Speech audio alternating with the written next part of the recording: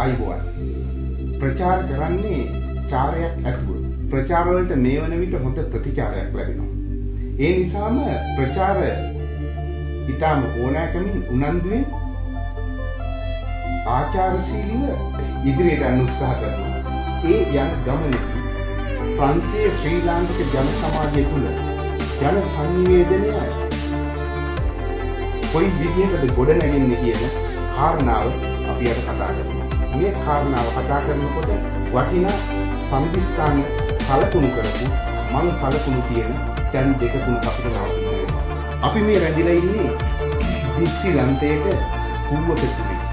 හැබැයි අපිට අද හම්බ වෙන්නේ මෙතනදී වැඩ බැරි වුණත් නෙවෙයි වැඩ ගොඩක් පුළුවන් ගම ගාල්ලේ පොත්වල නාරවල උපක ලැබපු සුවිශේෂ චරිතය සමග මේ භූමියේදී අපි අද මේ කතා බහට එකතු වෙනවා. ඒ වගේම අම්බලන්ගොඩ මහා අම්බලන්ගොඩ උපත ලැබෙන අද අපිත් එක්ක මේ කතාවට තවත් නිර්මාණාත්මකව සංගීතයෙන් දායක වුණ තවත් පුද්ගලයෙක් අපිට එකතු වෙනවා. මේ චරිත ඔබ හඳුනන පන්සේ ජීවත් වෙන ඔබ අනිවාර්යයෙන්ම හඳුනනවා. මේක හෙට අනිද්දා වෙනකොට ලෝකේ ඔක්කොම හඳුනනවා. අපි බලමු මේ කවුද කියලා. 1984 ශ්‍රී ලංකා ගුවන් සංස්ථාවෙන් නිවාඩු ලබාගෙන ප්‍රංශයට එන අමර ගුණසේකර මහතා ප්‍රංශයේ හොඳ නිසාදු දිග නිවාඩුවක් ගත කිරීම සඳහා නවාතැන්පල කරගන්නවා මේ පැරිසිය. ඔහු ඒ නැවතුමෙන් පස්සේ ගොඩනගෙන සංනිවේදන මේ ජීවිත කතාව තමයි අපි අද කතා කරන්නේ අමර ගුණසේකර මහතා සමග. ආයිබෝන් අමරය. ආයිබෝන් ජගත්. ආයිබෝන් සියලු දෙනාට ඒ වගේම ප්‍රාර්ථනා කරනවා මේ ලැබුවා වුණා වසර සෑම කෙනෙකුම සුබ වාසනාවත නවසරක් කියලා තියෙනවා. ඒ වගේම අම්බලන්ගොඩ මහා අම්බලන්ගොඩ උපත ලැබෙන ශ්‍රී ලංකා ගුවන් හමුදාවේ කලක් සේවය කරන 1984 ඔහුත් එනවා නිවාඩුවකට හෝ යම් කිසි කාරණයකට පැරිසියට. අමරේ අයියට උන දේම ඔහුටත් ඔහු තමයි යසන්ත සිල්වා. ඉතාම ආදරයෙන් අපි පිළිගන්නවා ආයිබෝන් සිල්වා අයියා. ආයිබෝන් දෙක. ආයිබෝන් සිල්වා. සුබ නවසරක් ප්‍රංශයේ ශ්‍රී ලාංකික ජන සමාජය තුළ සංනිවේදන පිය ගැටපෙළ. මේක තමයි අද ප්‍රචාර තුලින් හොයන්න හදන්නේ, එලි දක්වන්න හදන්නේ, එහෙම නැත්නම් දිගාරින්න හදන්නේ. මම හිතනවා මේකට හොඳම සුදුසුම පුද්ගලයන් කීප දෙනාගෙන් දෙන්නෙක් මගේ ඇස් ඉදිරිපිට ඉන්නවා. එහෙම නැත්නම් ප්‍රචාර ඉදිරිපිට ඉන්නවා. මම හිතනවා ප්‍රචාර නරඹන ඔබට හොඳ අතීතය ආරවුස්සනවා බලන්න. හොඳයි අමරේ. ඔබ මෙයාට එනවා පැරිසියට එනවා 1984 එනකොට කොතැනද සංනිවේදනයේ තිබුණේ? අතරම අපිට සංනිවේදනයේ කියන එක හරියම අපහසුතාවයක් තිබුණේ. සිටියේ ජන ප්‍රමාණය අද වගේ මාංශාල ජනගහනයක් හිටියේ සිංහල ජනගහනය සිංහල කතා කරන ජනතාව. නමුත් ඒ ප්‍රමාණය දවස් වර්ෂයෙන් වර්ෂය ඉතාමත් ශීඝ්‍රයෙන් ඒක වර්ධනය වෙනකොට ඔබට දැනුණ විදිහට වැඩිපුර වර්ධනය වුණේ දෙමළ පක්ෂයේද එහෙම නැත්නම් සිංහල පක්ෂයේද? මේ ඇත්තටම තාමත් මේ ભેදේ තියෙනවානේ. මේකෙන් කොයි පැත්තද බරට වැඩිපුරම හම්බුනේ ද්‍රවිඩ ජනගහනය. ඊට අමතරව තමයි සිංහල ජනගහනය. ඊට සාපේක්ෂව යම්කිසි අඩුවක් අපේ තිබ්බා. අඩුවක් තිබුණා සාපේක්ෂව. ඒ හින්දාම තමයි මේ සංනිවේදනයේ ගැලීමත් ප්‍රමාද වෙන්නේ. ඔව් මොකද ඒ වෙන විට 83 වකවානුව හොඳට මතක වකවානුවක් 1983. අපි මේ කතා කරන්නේ 84 තමයි අපේ ආරම්භක වර්ෂයේ ප්‍රංශයේ. ඒ වන විට 83 සිද්ධීන් බොහෝ විට බලපාවා මේ ජනගහනය ශ්‍රී ලාංකික ජනගහනය සඳහා. ඔය කියන්නේ කළු ජූලියෙන් පස්සේ ඇති වෙන ඊළඟ පෙරලිකාර යුගය. ඊළඟ පෙරලිකාර යුගයේ. ඒ යුගයේදී බොහෝ වාසි ලබා ගත්තා අපේ දමිළ ජනතාව. ප්‍රංශ රජය දුක්ගැනවිලි ඉදිරිපත් කරමින් ඉදිරිපත් කළා. ඒ ඉතිහාසය වුණ වැරද්ද. එතකොට මෙන්න මේ කාරණේ අපි ගත්තොත් මෙන්න මේ කියන ජූලි කලබලයේ දුමාරය ප්‍රංශේ පැතිරෙන්න පටන් ගන්න. ඒ එක්කම අපිට ලංකාවේ තියෙන වතගොත මෙහාට එන විදිය කොයි විදිහටද ඔබ දැක්කේ? කොහොමද මතකද ඒක? දැන් ඇත්තටම ඔතෙන්දී මට සඳහන් කරන්නට අවශ්‍යයි යසන්ත මහේන්ද්‍ර නීලගිරි කියලා මහත්මයෙක් හිටියා. ඒ මහත්මයා ඒ කාලේ මම දන්නේ මොන විදියද කියලා කොහොම නමුත් ඔහුත් යම් සංවේදන රටාවක් අල්ලාගෙන තිබුණා. සංවේදන ක්‍රමයක්. මේ මහත්මයා ඊළඟට මේ ලංකාදීපිට මම ලංකාවෙන් එන්න කලින් මේ ඉතිරි දැකලා තියෙනවා යාගේ නමින් මේ ලිපි පළ වෙනවා. ඔහු විසින් ලියනවා දේවල්. ඔහු විසින් ලියන ලිපි. ඒ කියන්නේ ප්‍රාන්තේ එතකොට ඔහු මෙහි මුල් අදිමින් පවතින දරක. මුල් අන්න එහෙම තත්ත්වයක් තිබුණා. නමුත් ඒක ස්ථාවර තත්ත්වයකින් කරගෙන ගියා නෙමෙයි. නමුත් අපිට දැන් අත් වශයෙන් දැන් ඉන්න අපිට තේන හොඳටම පුවත්පතක ලිපි ලියන අය අනිවාර්යයෙන්ම ලියනවා. ලිපියක් කියනවා ඊට පස්සේ ආපහු හොයාගන්නත් නැහැ. ඔව් මං හිතන්නේ විෂයන් කීපයකම මේ අසල දැනුමක් සහ ක්‍රියාකාරී පුද්ගලයෙක් විදිහට තමයි අපිට මතකෙට එන්නේ. නිතරම සිටව පුත්කලේ. මොකද ඒක කායන මාර්ගයක් නැහැ මම යන්නේ කොහෙද කියලා. අහුවෙන දේ කරගෙන අත ගාගෙන යනවා. ඔව් ඉතින් ඔන්නෝම වාතාවරණයක් තිබුණේ. මෙන්න මෙහෙම යන වාතාවරණයේ පවතින අතරදී උදිත සංගම් තිබුණා. මුලින්ම සඳහන් කරන්න ප්‍රාන්සි ශ්‍රී ලංකා සිංහල සංස්කෘතික සංවිධානයේ ඊළඟ ධම්මචක්‍ර බෞද්ධ සංවිධානයේ මේ ආදී සංවිධාන වලින් තමයි ජනතාව අතර කිසියම් සංවේදනයක් කෙරුණා නැහැ. නමුත් අපි සංවේදනය ආරම්භ තිබුණේ නැහැ. ඔව් කියන්නේ පෞද්ගලික මට්ටමින් දුරකථනින් තමයි බයිඩක් උනත් කියන්නේ. බයිඩයක්. වෙන එහෙම පොදුවේ කෙරුණා සංවේදනයක් කියන්නේ ඒක. දුරකථන වල ක්‍රියාකාරීත්වය කොහොමද ඒ කාර්යය? දුරකථන පෞද්ගලික මට්ටමින් සාක්කුවල දැන් වගේ දාගෙන නෑ ඒක දුරකථන අපේ මොබයිල් දුරකථන අපිට සමහරවිට හැරලා බලපුවාම අපිට හිතා ගන්න අදහ ගන්නත් බෑ මේ අද තියෙන දුරකථන විප්ලවයත් එක්ක එදා කොහොමද අපි වැඩ කරේ කියලා. ඔව් ජංගම දුරකථනයක් දුරකථනය તો මිනිහෙක් මේ ඔව් එතකොට ඔව් අමරේ එතකොට කොයි විදියටද එදා ඒ මතකේ ඉන්නේ. එතකොට අපි අතෝෂ්ම සිංහල සංවිධානයත් එක්ක කතා බහ කරන ඉවරලා මම මතකයි මේ සදාහන් කරන පුෂ්ප සීදාඩිස් මහත්මයා විශේෂ කාර්යභාරයක් නිරතුරුව අපිට මේ ප්‍රදේශයේ තිබෙනවා අපි මේ ජීවත් වෙන ප්‍රදේශයේ තියෙන වැලේ FM කියන ගුවන්විදුලි නාලිකාවක්.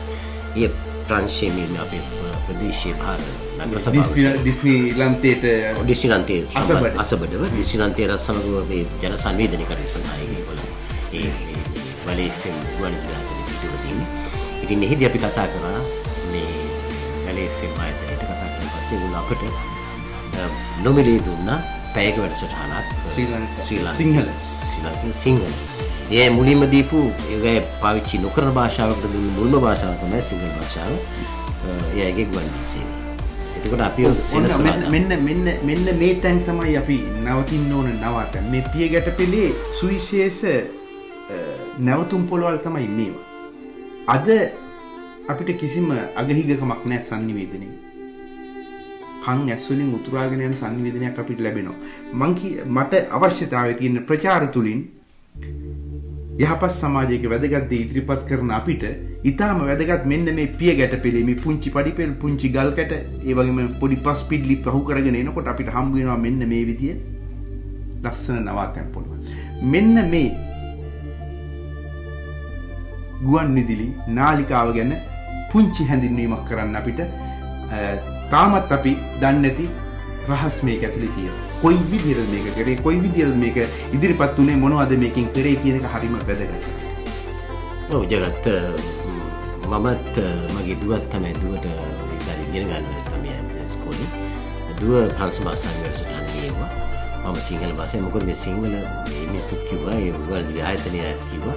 මේගොල්ලෝ කතා කරන භාෂාව තේරෙන්නේ නැහැ මිනිස්සුන්ට. ඒ නිසා ප්‍රංශ භාෂාවෙන් අනිවාර්යෙන් කියව යුතුයි කියලා. ඉතින් මම කියන ටිකම දුව ප්‍රංශ භාෂාවෙන් කියනවා. කියන්නේ මම කියන දේ දුව ප්‍රංශෙන් එවෙලෙම කියනවා. අන්න ඒකේ වටිනාකම බලන්න කොතනින් හරි මතුවෙන හැටි. ඒ හින්දා මම පොඩි ඉඟියක් දෙනවා අපේ දෙමව්පියන්. තමන්ගේ දරුවට සිංහල බෑ කියන එක උඩඟු වෙන්න ඕ ආඩම්බර වෙන්න කාරණයක් නෙවෙයි කියලා. කනගාටු වෙන්න ඕන අවස්ථාවක්. හොඳයි අපි යමු. ඔව්. ඉතින් ඒ විදිහට අපි වැඩසටහන පවත්වාගෙන ආවා. මම හිතන්නේ මට මතක හැටියට අපි මණ්ඩාවල පඤ්ඤාවල සහභාගී වුණා. ඊළඟට එඩ්වඩ් ජයපුරිය ප්‍රවීණ ශිල්පියාලා සහභාගී වුණා. කීප දිනක සහභාගී වුණා වැඩසටහනට. මම අහනවා අපේ සිල්වයියගෙන් ඔබ මේ වැඩසටහනට සමන් දීලා තියෙනවා? ඔව් මම සමන් දීලා තියෙනවා. ඔබට මතක කොයි විදියට මේ වැඩසටහන? ඒක ඇත්තටම මම කිව්ව විදිහට දුව පන්ත භාෂාවෙන් ඒක ඔබට ඇහිලා තියෙනවා? ඒකයි මම අහලා තියෙනවා. ඒ කියන්නේ සාක්ෂි එක්ක මේ අපි කතාව කරන්නේ ඇත්තටම. පොඩි බාධාවක් තිබුණේ මොකද ඒ කාරණේ ප්‍රාදේශීය ගොනුවිදුලියක් නිසා අහන සීමිත ප්‍රමාණයකට ඒ ප්‍රදේශවලට මේක ඇහි FM රටාව FM නම මේ කියන්නේ ඒ සීමාව ඇතුලේ හිටියොත් තමයි අහන්න පුළුවන්. ඒක තමයි එතන තිබ්බ නැත්නම් ඒක හොඳ බොහොම වටිනා මේ අවස්ථාවක් අපිට. ඒකේ වටිනාකම තියෙන්නේ දිස්ත්‍රික්කන්තයේ වගේ ජාත්‍යන්තර මට්ටමේ භූමි භාගයක අපේ භාෂාවට එහෙම ඉඩකඩක් ලබා ගන්න අපේ මිනිස්සු ගත්ත උත්සාහය කුස්කුසි මහත්තයා සමග ඒ කරපු කාර්යය අපි අගය කරන්න ඕනේ. ඒක ඇහුවද නැද්ද කියන එක නෙවෙයි අද තියෙන ප්‍රශ්නේ. ඒ වගේ වකවානුවක එහෙම අවස්ථාවක් අපි උදා කරගත්ත එක. ඇත්තටම අපිට අද වුණත් ඒ වැඩසටහන කරගෙන යන්න තිබුණා. හේතු වුණේ අපි අවුරුදු 3ක් විතර වැඩසටහන පවත්වාගෙන ආවා. ඊට පස්සෙ ඒ කිව්වා අපිට හැමදාම මේක කරන්න බෑ. අපි ගුවන් විදුලියට පවත්වාගෙන යන්නත් ඕන. ඒකද වැඩසටහන අපි මේ කොමර්ෂල් කරමුද කියලා. ඒ කියන්නේ වෙනද අගයක් ගන්න වැඩසටහන ආදායමක් වෙන විදිහට. ඉතින් මම සෑහෙන ගොඩාක් උත්සාහ දරුවා ව්‍යාපාරික මාතෘ සමග කතා කරගෙන ඒක තමයි අපි හිරවෙලා තියෙන්නේ. ඔව් අපිට ඒක ලොකු ඒ කාලේ හැටියට දරන්න පුළුවන් වියදමක් නෙමෙයි. වියදම අපිට අපහසුයි. ඒක අපහසු නිසා ඒක එහෙම හොඳයි. ඒ ගුවන් විදුලි නාලිකාව එතනින් නතර වෙනවා. ගුවන් විදුලි සංස්ථාවෙන් නිමාඩු ඇවිල්ලා කෙටි නිමාඩුව දිග නිමාඩුවක් කරගත්ත අමර ගුණසේකර මහත්මයා නැවතත් ප්‍රංශයේ ශ්‍රී ලංකා ගුවන් විදුලි සංස්ථාවෙම කොටසක් විදියට පුංචි channel එකක් පටන්ගෙන මේ ප්‍රදේශය තුල මේ විදියට ඒකේ ඊටම සාර්ථකව ඒ කටයුතු කරගෙන යනවා. නමුත් මේ පටන් ගන්න කලින් මෙතනදී තව සුවිශේෂ දෙයක් සිද්ධ වෙනවා මේකට සමගාමීව. අපි අහලා බලමු යසන්ත සිල්වා මහත්තයාගෙන් කොයි විදියටද මෙන්න මේ ඔබේ නිර්මාණශීලී දායකත්වය සංනිවේදනයේ තුලට ගලාගෙන ඉන්නේ. මොකද්ද මේ පසුබිම? කොයි විදියටද ඔබ මේක කරන්න පෙළඹුණේ? දුරකථන ප්‍රවෘත්ති සේවයක් නේ. ඒකයි කියන්නේ ඉස්සර පියාගෙන ආවේ කියන්නේ මේකට වෙනස් මාධ්‍යයක් වෙනස් ක්‍රමයකට කරේ ප්‍රවෘත්ති තමයි. හරියටම ඔබ කියන්න අපිට මේක පැහැදිලිව ඔබ පටන් ගත්ත විදිය A to Z කියලා කිව්වා. A to Z කියන්නේ මෙහෙමයි. දැන් මම අර කිව්වේ මම පත්‍ර ගෙන්නන්න පටන් ගත්තා කියලා. ඉතින් පත්‍ර ගෙන්නන වැඩි පටන් ගත්තට පස්සේ ගොඩක් අය හිතන්න පටන් ගත්තා මේ මම පත්‍ර ගෙනන නිසා මම අනිත් අයට වැඩිය මේ ප්‍රවෘත්ති ගැන මගේ දැනීමක් තියෙනවා කියලා. ඉතින් මේක මට කරදරයක් වුණ තරමට මේ කට්ටිය මට ෆෝන් කර දුරකථනයෙන් මගෙන් අහනවා මේ ලංකාවේ ආත්ම මෙහෙම එකක් කරලා දෙන ඇත්තද ඒක බොරුද ඒක කී දෙනෙක් ඒ කාරණේ විතරම බොහොම වෙනවා මේ යුද්ධේ මොකද අරකට යන කාලේ විස්තර. ඉතින් මට මේක ඇත්තටම කරදරයක් වුණා. නමුත් මේ මම ඊට පස්සේ මේකට විකල්පයක් හම්බුනා. ඊට පස්සේ මම කල්පනා කරා මෙහෙම දෙයක් කරන්න. මොකද ඒ කාලේ මම මගේ පත්‍ර ව්‍යාපාරයේ සඳහා මම පාවිච්චි කරා මේ දුරකථන පිළිතුරු සැපෙන්නේ අතර.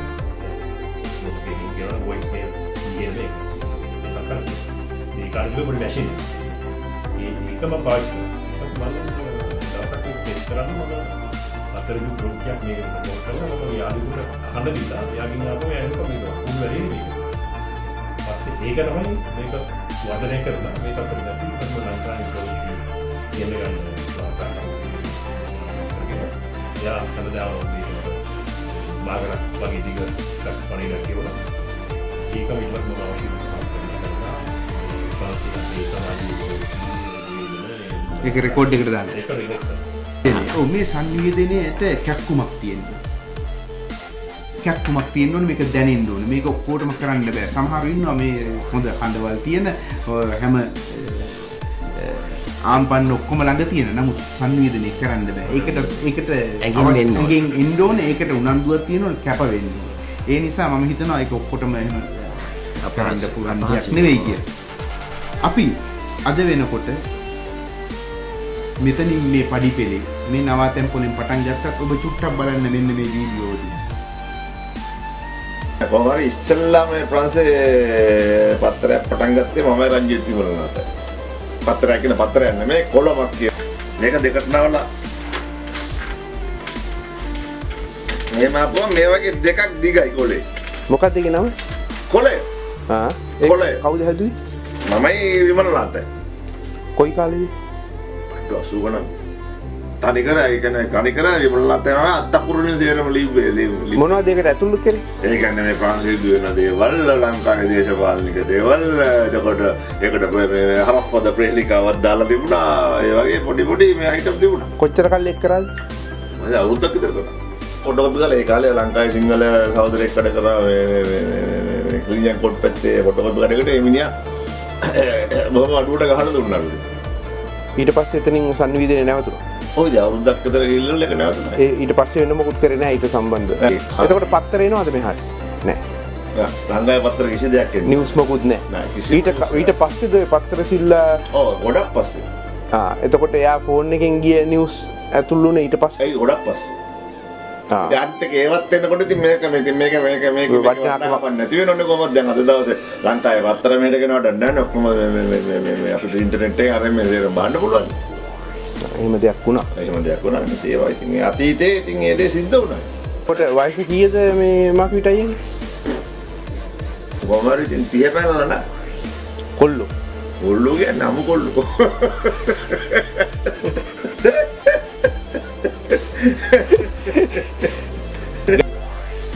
චාරයක් නැති දෙයක් නොපෙනෙන ප්‍රචාර චරිතවත් වැඩ කරන මිනිස්සු ළඟට හොයාගෙන යනවා.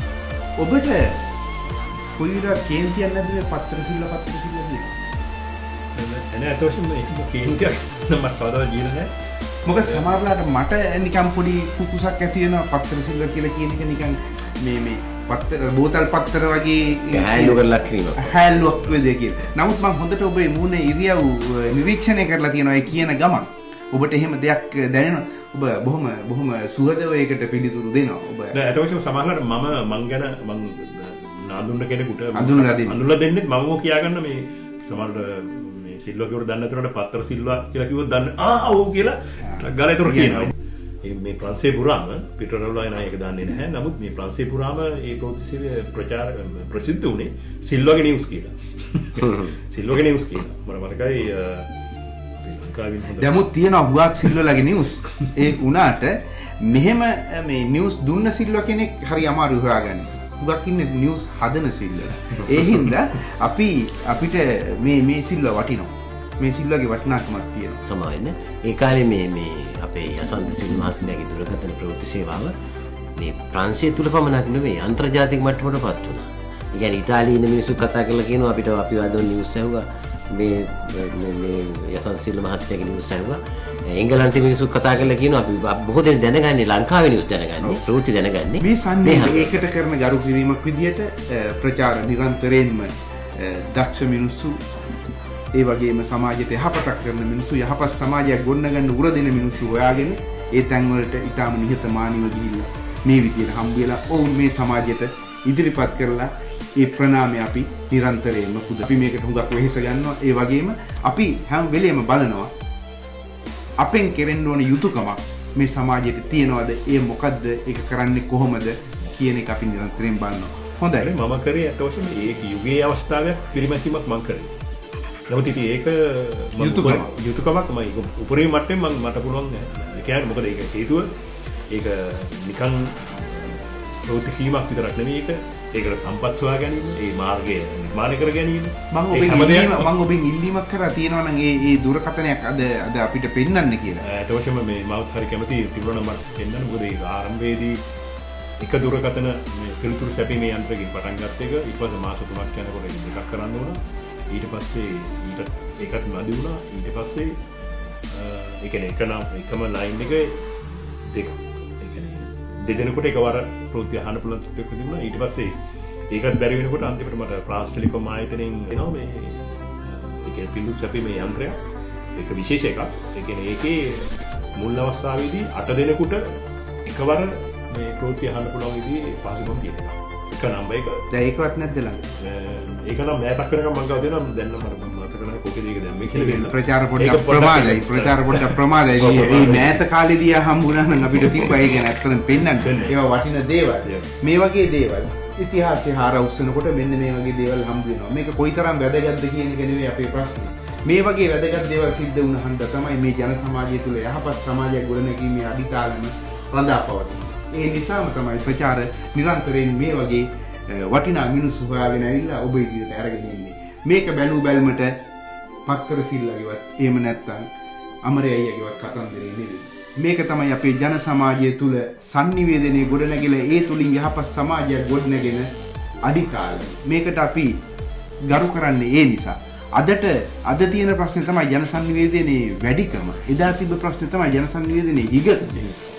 මේ දෙක දෝලණය වුන් නැති නිසා එක හා සමානව අද වෙලා තියෙනවා ලොකු විනාශයක්. අද ඉන්ටර්නෙට් එකක් බලන්න බෑ ගෙදර දෙමව්පියෝ දරුවෝ එකට වාඩි වෙලා. මොනවා යනවාද ඊළඟ මොහොතේ කියලා සැකයි. ඒ හින්දා ඔක්කොම තම තමන්ගේ ඒවා තනියෙන් බලනවා.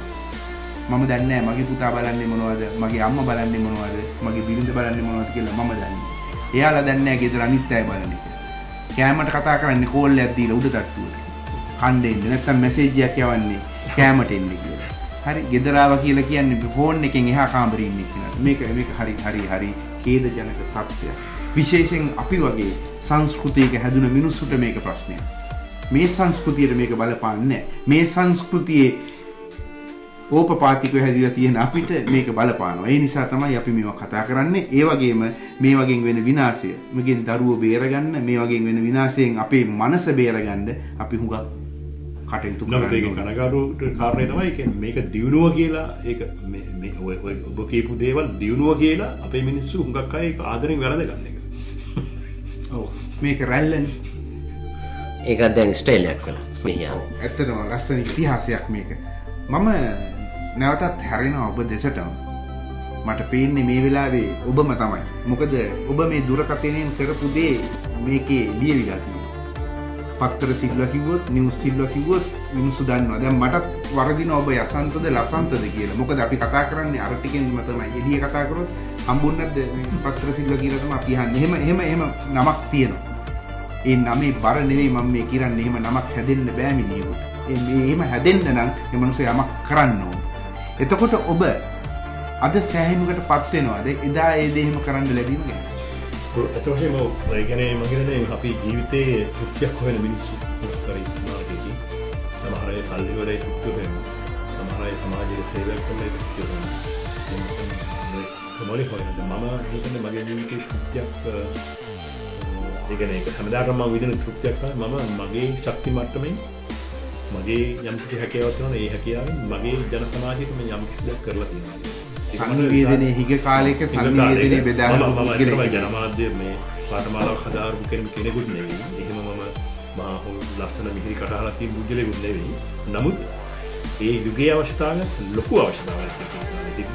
ඒක මම මගේ ශක්ති ප්‍රමාණය මම ඉස්තර ඔබ යුතුයකමක් කරනවා කියන සතුට මට අර හිතෙනවා ඔබ මෙහෙම දෙයක් කරන්න ඇති කියලා. අද Facebook හදපු මිනිස්සෙක් ඉන්නවනේ. ඒ මිනිස්සයා පෙන්නුවේ රූප එක්ක මූණ දාලා. ඔබ කම් පොතක් හදලා තියෙනවා. මූණු පොතක් නෙවෙයි ඔබ කම් පොතක් හදලා තියෙන කනෙන් කනට යන පොතක් ඔබ ළඟ තිබ්බේ. ඒකේ උච්ච අවස්ථාවක් තමයි මුහුණු පොත. Facebook එකේ මෙහෙම දැන් ඒක නෑ බාන්නේ අමරේ මට හිතෙන එක බොරුද? ඔව් ශ්‍රවණයට ඕක ඩිවෙලොප් කරා නම් හරි එතන ඒක වර්ධනය කරා නම් ඒක තුල නිර්මාණයක් තියෙනවා. ඉතින් අපිට තියෙන සම්පත් එක්ක අද වතුරෙන් දුවන කාර් හදනවා ලංකාවේ. හරි එතකොට රටේ නැති ඒවා හදනවා. නමුත් එළියට දාගන්න බැරි කම තියෙන. ඔබත් ඒ ගොඩට අහු වුණා කියලා මට හිතෙනවා. මොකද විශේෂයෙන් ඔබ ලංකාවේ කොහෙට යනවා තාමත් කරන් යනවා. මොකද තාම මේ සංවේදනයේ අගහිකම් තියෙන රට පළාත් තියෙනවා ලංකාවේ. නමුත් ඔබ ඒ කරපු දේ ඒ කම් පොත ගැන මම ඔබට ඇත්තටම ප්‍රචාර වෙනුවෙන් ස්තුතිවන්ත වෙනවා. අපි බලමු මේ ජන සංනිවේදන පියගැට පෙළ කොයි විදියටද පියවරෙන් පියවර අද දක්වා ගොඩ නැගුණේ කියලා. අමරේ ඔබ ගුරුවරයෙක්.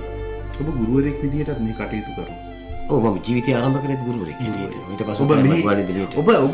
ඔබ අපූර්ව චරිතයක් මේ රඟ දක්වන්නේ ඔබට හිමි වෙලා තියෙනවා. ඔබ ගුවන් විදුලි සංස්ථාවෙන් නිමාඩුව අරගෙන මම අහන්නේ ඒ වගේ අතුල් පැත්ත නිමාඩුවක් අරගෙන මෙහි ඇවිල්ලා ඔබ දිග නිමාඩුවක් සරස ගන්නවා මේ පැරිසියට.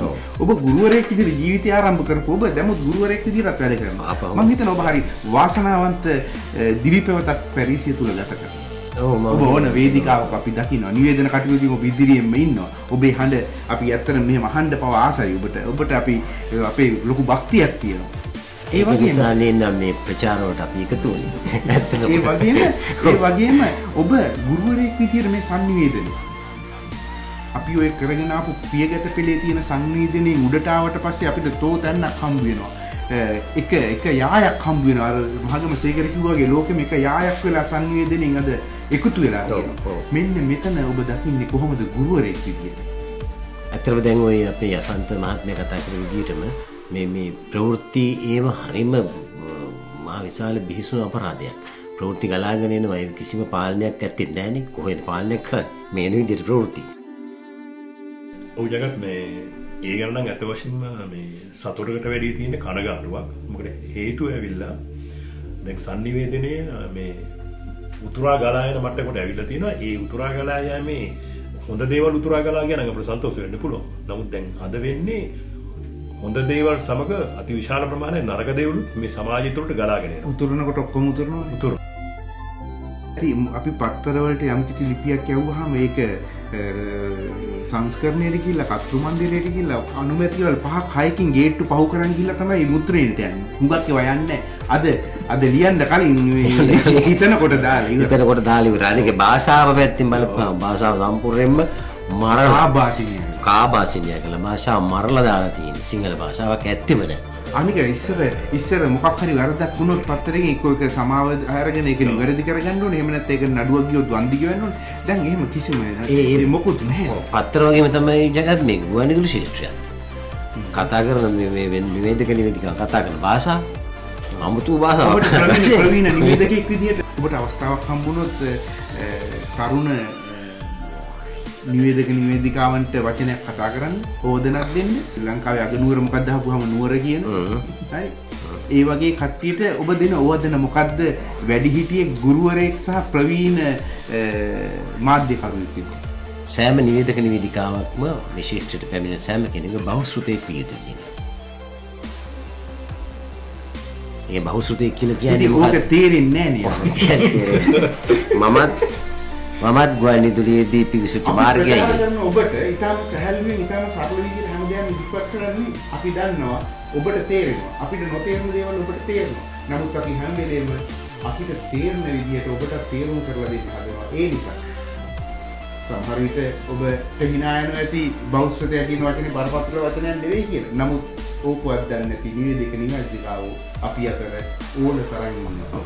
ඉතින් අපි බොහොමත්ම ස්තුතිවන්ත වෙනවා. ඔබ දෙවලට අපිට මේ අවස්ථාව ලබා දුන්නාට ඒ වගේම ප්‍රචාර සමග මෙහෙම එකතු වුණාට